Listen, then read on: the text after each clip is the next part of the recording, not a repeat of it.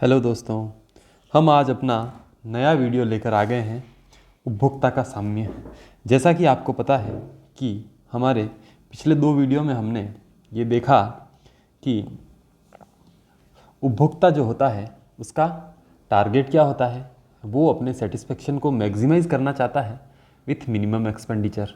इसके लिए 2 तरह के टूल्स दे रखे हैं। पहला गणनावाचक सिद्धांत, जिसमें हमने सीमांत उपयोगिता सिद्धांत को देखा, और दूसरा सिद्धांत जिसके अंदर हमने उदासीनता वक्र विश्लेषण को देखा।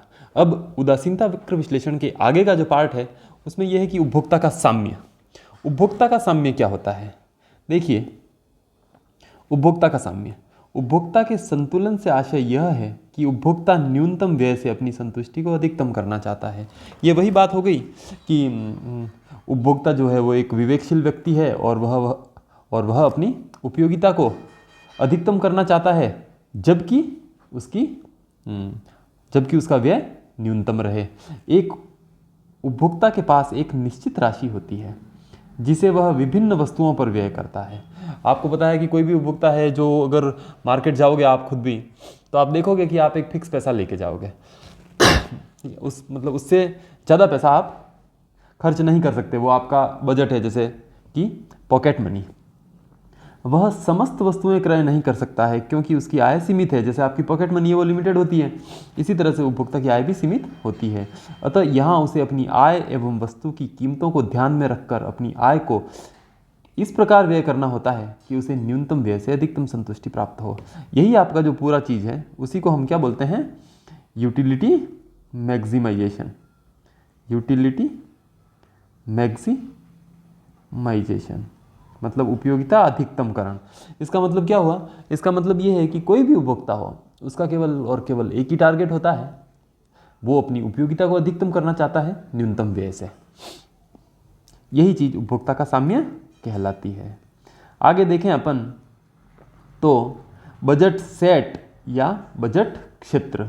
बजट से आशय ये है कि आपकी कुल मिला के हम ये कह सकते हैं कि बजट का मतलब आपकी पॉकेट मनी।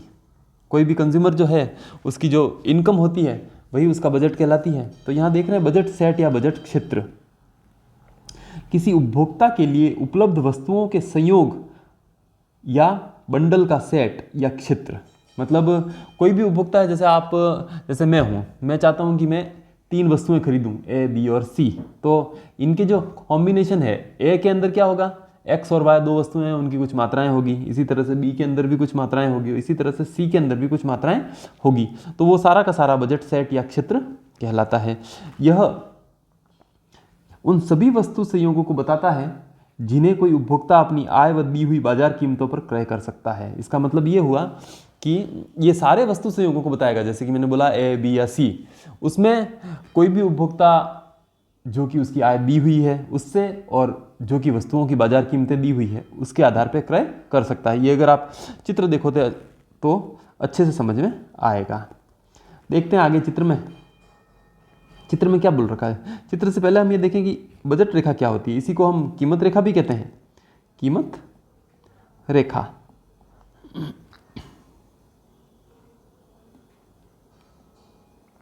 कीमत रेखा देखें, बजट रेखा या कीमत रेखा 2 वस्तुओं के उन विभिन्न संयोगों को बताती है जिन्हें कोई उपभोक्ता अपनी दी हुई आय एवं वस्तु कीमतों के आधार पर क्रय कर सकता है।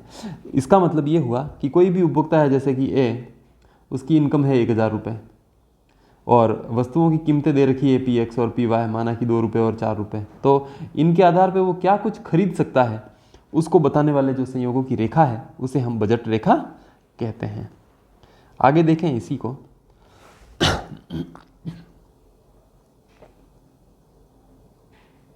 देखिए, उपभोक्ता का साम्य। उपभोक्ता के साम्य के आगे अपन जाते हैं सीधे, तो ये देखें, यदि किसी उपभोक्ता के पास 1000 रुपये हैं, वह उसे 2 वस्तुएं एक्स व वाई क्रय करनी है जिनकी कीमतें क्रमशः 2 रुपये और 4 रुपये है। तो वह एक्स की कितनी इकाइयाँ ले पाएगा? 1000 में 2 का भाग देंगे तो 500 यूनिट्स इसकी हम ले सकते हैं। इसी तरह से y की कितनी ले पाएगा, अगर वो x की एक भी इकाई नहीं खरीदें तो y की कितनी ले पाएगा, जो उसका बजट है उसके अंदर 4 का भाग दे दिया, मतलब y वस्तु की कीमत का भाग दिया, तो 250 इकाइयाँ वो क्रय कर पाएगा। देखें इस डायग्राम में, इधर ले रखी है x वस्तु, इधर ले रखी है y वस्तु। अब आप देखेंगे तो हमने अगर सारा का सारा पैसा जो हमारे पास पैसा अवेलेबल था 1000 रुपये, उसको अगर हमने कहाँ खर्च कर दिया, x वस्तु पे, तो हमने कितनी इकाइयाँ खरीद ली, 500 इकाइयाँ खरीद ली इसकी, मतलब हम B पॉइंट पे आ गए। इसी तरह से अगर हम x को नहीं खरीद के अगर केवल और केवल y वस्तु को खरीदते तो कितनी इकाइयाँ आती, 250 इकाइयाँ आती। तो हमारा ये जो कर्व, ये जो डायग्राम बना O, A और B, ये पूरा, इसको हमने क्या नाम दे दिया, बजट क्षेत्र। कोई भी उपभोक्ता जो है उसको इसके अंदर ही वस्तुएं खरीदनी पड़ेगी, इसके बाहर उसके बजट में नहीं है। देखोगे आप इस डायग्राम को तो आपको लगेगा कि इसके अंदर जैसे D, E और F जो संयोग हैं वो इसके अंदर हैं, बजट रेखा के अंदर हैं। इसी तरह से A, B, C, D ये जो भी संयोग है वो बजट रेखा के ऊपर है, मतलब यहाँ तक उपभोक्ता की बाउंड्री है, यहाँ तक जा सकता है। इसके बाहर जो संयोग है G, H और I वो क्या है, आउट ऑफ बजट कहलाएंगे, वो उसके बजट से बाहर हैं। क्यों? क्योंकि उसके पास इतना पैसा नहीं है, इसलिए वो क्या करेगा, इसके अंदर अंदर, बजट क्षेत्र के अंदर अंदर रह के ही अपनी संतुष्टि को अधिकतम करने का प्रयास करेगा। किससे? न्यूनतम व्यय से। ओके, यहाँ देखें अपन, यहाँ ए बी बजट रेखा है, वह ओ ए बी बजट क्षेत्र या बजट सेट माना जाता है, ओ ए और बी आपका। तो मुझे लगता है ये चीज़ आपको अच्छे से समझ में आ गई होगी कि बजट क्षेत्र क्या होता है और बजट रेखा क्या होती है। इसी तरह से अपन आगे चलते हैं, बजट प्रतिबंध। बजट प्रतिबंध क्या है?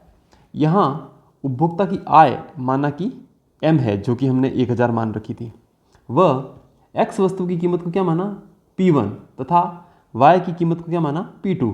तो बजट प्रतिबंध क्या होगा? देखिए आपकी राशि जो होगी वो m होगी, वो क्या होगी, या तो इस कुल व्यय से ज़्यादा होगी या इसके बराबर हो सकती है।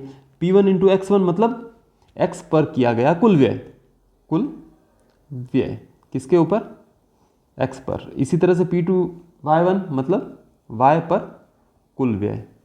अब हम दोनों पर जो व्यय करेंगे उसको जोड़ देंगे तो किसके बराबर होगा, या तो आय के बराबर होगा या फिर आय से कम होगा, क्योंकि हम आय के बाहर नहीं जा सकते। देखिए ये जो था आउट ऑफ बजट, उधर हम जा नहीं सकते, तो इसलिए कुल मिला के ये जो बजट प्रतिबंध था, बजट प्रतिबंध किससे आता है, एक तो उपभोक्ता की आय से आएगा और दूसरा वस्तुओं की कीमतों से आएगा। और ये बजट प्रतिबंध का समीकरण क्या है, समीकरण जो है वो आपका m इज ग्रेटर देन और equal to P1 x1 plus P2 y1।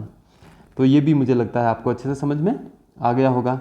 और आगे बढ़ें, देखें, अर्थात उपभोक्ता की आय x1 व y1 पर किए गए व्यय से या तो अधिक होगी या उसके बराबर होगी, जो मैं कह रहा था। देखिए P1 x1 मतलब x पर कुल किया गया कुल व्यय प्लस x2 पर किया गया कुल व्यय इज इक्वल टू m, मतलब जो आपका बजट था उसके बराबर होगी या फिर उससे कम होगा।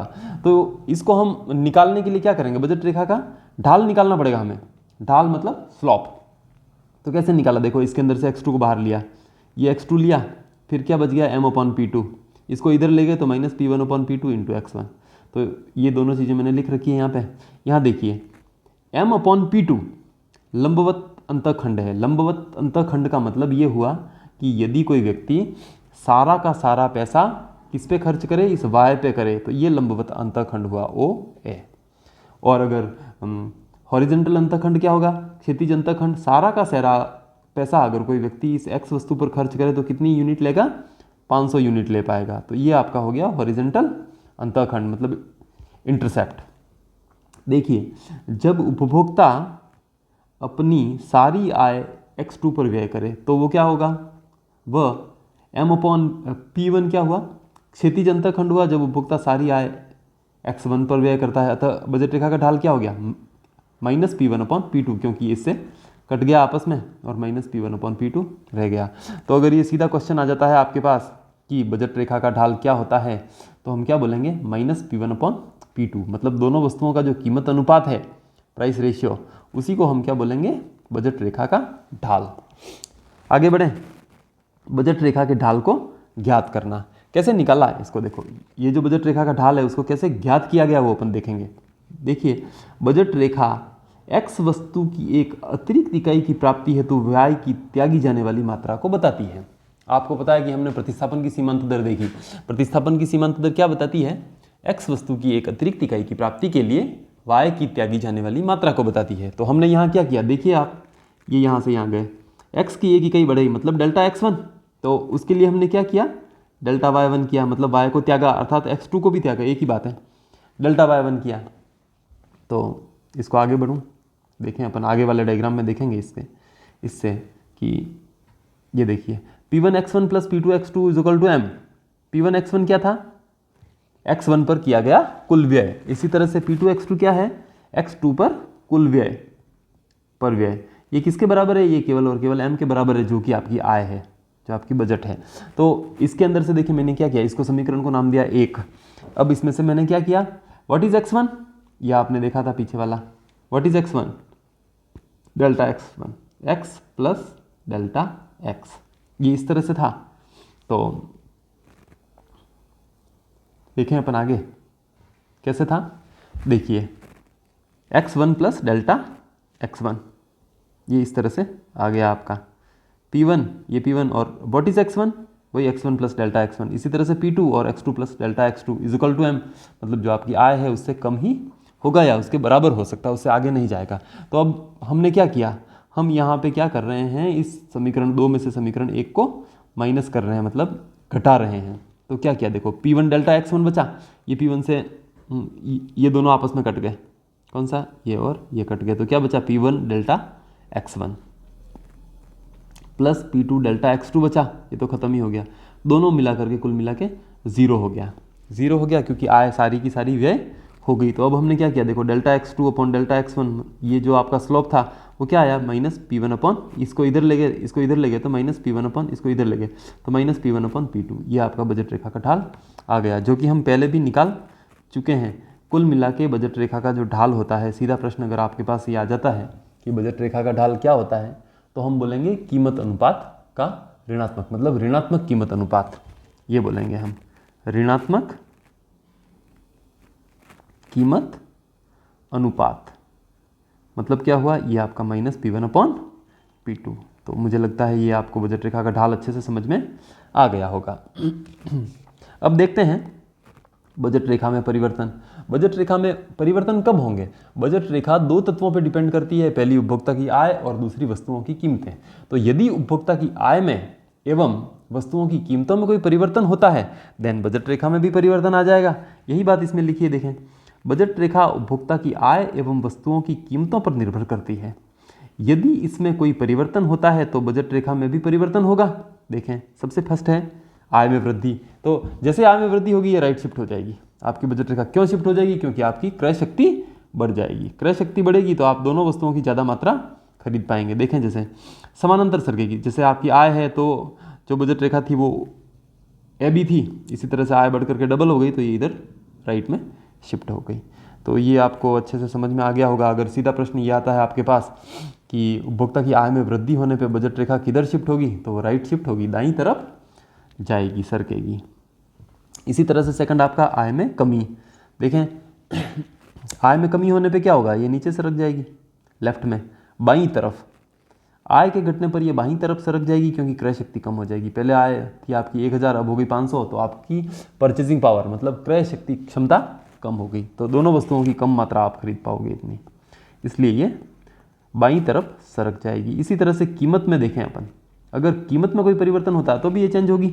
जैसे अपन देखते हैं कीमतों में वृद्धि, तो यहाँ हमको ये देखना पड़ेगा कि कीमतें बढ़ने पर बजट रेखा बाएं सरक जाएगी क्योंकि क्रय शक्ति घट जाएगी। कीमत अगर बढ़ी आपकी तो क्या होगा, कीमत बढ़ते ही आपका परचेजिंग पावर कम हो जाएगा, मतलब खरीदने की क्षमता कम हो जाएगी, तो क्या होगा, ये इधर शिफ्ट हो जाएगी। देखो, ये यहाँ से यहाँ आ गई। अब यहाँ आपको ये ध्यान रखने की बात है कि इनकम जो है वो आपकी स्थिर है और दूसरी जो वस्तु है वाई, उसकी कीमत भी स्थिर है।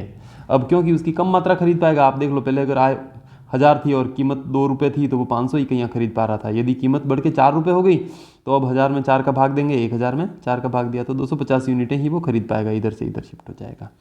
तो कुल मिला के 2 क्वेश्चन बनते हैं इसमें। पहला क्वेश्चन ये कि अगर आय बढ़ती है तो किधर शिफ्ट होगी, राइट शिफ्ट होगी। यदि आय कम होती है तो लेफ्ट में शिफ्ट हो जाएगी। यदि प्राइस बढ़ती है तो लेफ्ट में शिफ्ट होगी। ठीक है, और आगे बढ़ें। इसी प्रकार यदि एक्स वस्तु की कीमत कम हो गई, देखिए कीमत घिरी तो ये किधर शिफ्ट हो जाएगी, दाईं तरफ से रख जाएगी। क्यों? क्योंकि आपकी क्रय शक्ति बढ़ जाएगी। देखो पहले कितनी इनकम थी आपकी, 1000 रुपये थी, कीमत 2 रुपये थी, तो आप कितनी खरीद पा रहे थे, 500 यूनिट खरीद पा रहे थे, ये 500। अब जैसे ही इसकी कीमत घट करके 1 रुपया हो गई तो अब आपने 1000 इकाइयाँ खरीदनी शिफ्ट कर दी, तो क्या हो गया, राइट शिफ्ट हो जाती है। यदि पी एक्स स्थिर हो वह वाई की कीमत बढ़े, अब तक हम क्या देख रहे थे, पी वाई जो थी वो कांस्टेंट थी, स्थिर थी, और हम एक्स की कीमत में कमी और वृद्धि का प्रभाव देख रहे थे। अब हम ये मान लें कि एक्स की कीमत स्थिर है और अगर वाई की कीमत बढ़ती है तो किधर शिफ्ट हो जाएगी, और वाई की कीमत घटती है तो किधर आपकी बजट रेखा शिफ्ट होगी, वो बताने का प्रयास किया है यहाँ पे। देखिए आप इस डायग्राम को, नीचे वाले को देखिए, ये वाई की कीमत घटती है तो किधर शिफ्ट होगा, ये थी बजट रेखा पहले अभी।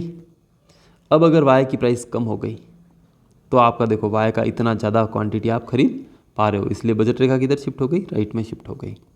तो अगर ये क्वेश्चन आ जाता है कि वाई की कीमत गिरती है तो किधर शिफ्ट होगी बजट रेखा, राइट। इसी तरह से सेम, यदि वाई की कीमत बढ़ जाती है तो ये लेफ्ट शिफ्ट हो जाएगी, क्योंकि आपकी क्रय शक्ति कम हो जाती है। तो कुल मिला के ये जो बात थी एक सिंपल सा एनालिसिस था जो आपको समझ में आ गया होगा। यहाँ एक और महत्वपूर्ण बात है जो मैं कहना चाहूँगा, यदि आपकी आय दोगुनी हो जाती है और कीमतें भी दोगुनी हो जाती है तो क्या होगा, बजट रेखा स्थिर रहेगी। ये बहुत महत्वपूर्ण क्वेश्चन है, आ सकता है। माना कि आपकी आय 1000 रुपये थी, अब डबल हो जाती है, और जो पहले कीमत थी 2 रुपये अब 4 रुपये हो जाती है, तो क्या फ़र्क पड़ा, कुछ भी फर्क नहीं पड़ा, सेम टू सेम रह गई।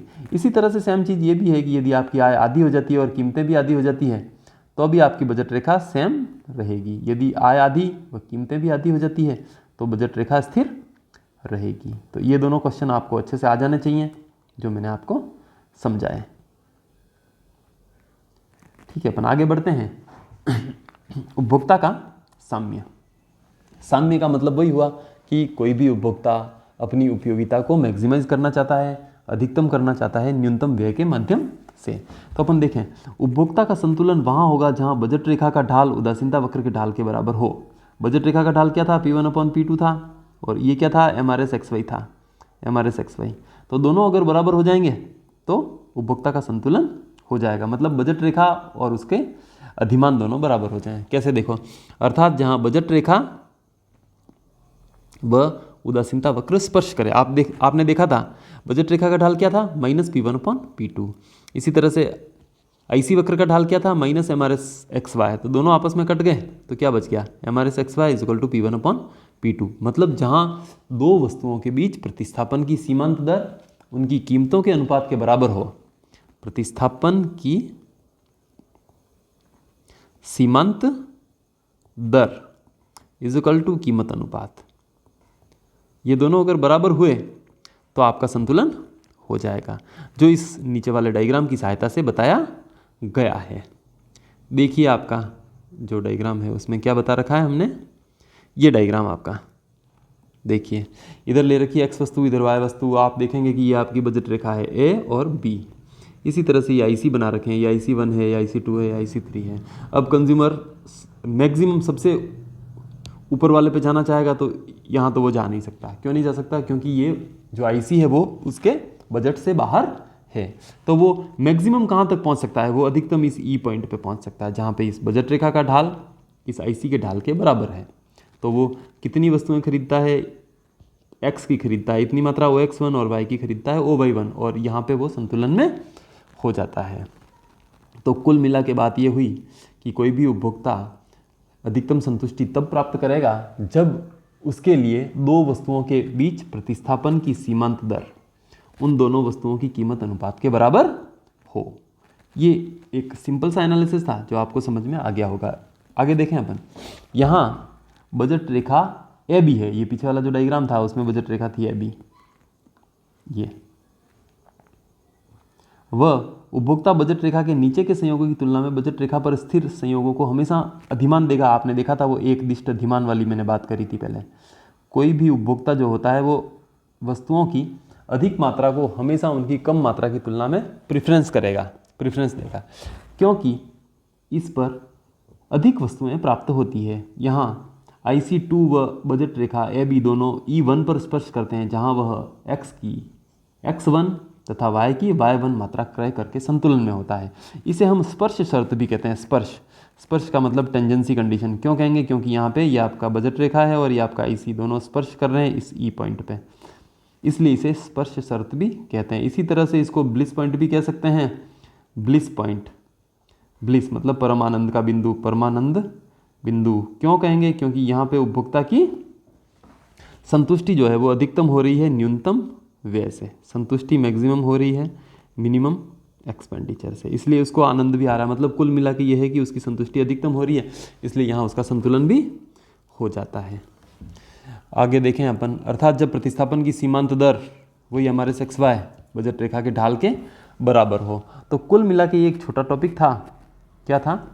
उपभोक्ता का साम्य, मतलब उपभोक्ता का संतुलन, वो हमने इस छोटे से वीडियो के माध्यम से देखा। इस वीडियो के अंदर ये बताया गया है कि कोई भी उपभोक्ता जो है वो अपनी उपयोगिता को अधिकतम करना चाहता है न्यूनतम व्यय से, तो वो कहाँ कर पाएगा? सीधी की सीधी बात है, इसके लिए हमें एक चीज़ देखनी पड़ेगी, बजट रेखा, जिसका कि ढाल क्या होता है -P1/P2। दूसरी चीज़ देखनी पड़ेगी हमारे XY, वही प्रतिस्थापन की सीमांत दर, उसको बोलते हैं यही, ठीक है। तो अब अगर ये दोनों बराबर हो गया -P1/P2, माइनस माइनस दोनों का कट गया, तो संतुलन हो जाएगा, जैसे कि ये और ये था। तो कुल मिला के ये एक सिंपल सा टॉपिक था। अगर आपको समझ में आया हो तो आप प्लीज़ हमारे YouTube चैनल को सब्सक्राइब करें, लाइक करें, शेयर करें। मैं थोड़ा सा अपने बारे में बता दूं, आज मैंने अभी तक बताया नहीं है। माई सेल्फ डॉक्टर विष्णु, मैं पहले कॉलेज लेक्चरर था और वो जॉब छोड़ करके मैं स्टैटिस्टिकल ऑफिसर हूँ। अभी मैं स्टैटिस्टिकल ऑफिसर उदयपुर में, और पहले गवर्नमेंट कॉलेज बांसवाड़ा में लेक्चरर था इकोनॉमिक्स का, गवर्नमेंट कॉलेज बांसवाड़ा। वहाँ पे मैंने 8 साल पढ़ाया था, फिर छोड़ करके इधर स्टैटिस्टिक्स में आ गया, क्योंकि मेरा इंटरेस्ट शुरू से रिसर्च के फील्ड में रहा था। तो थैंक यू सो मच। आप हमारे YouTube चैनल को सब्सक्राइब करें, क्योंकि हिंदी माध्यम वाले बच्चों के लिए अभी तक भी कोई अच्छा स्टडी मटेरियल अवेलेबल नहीं हो पाया है। मैं ये पूरी कोशिश करूँगा कि 12th के जो बच्चे हैं वो अच्छे से अपनी माइक्रो इकोनॉमिक्स और मैक्रो इकोनॉमिक्स को समझ पावें।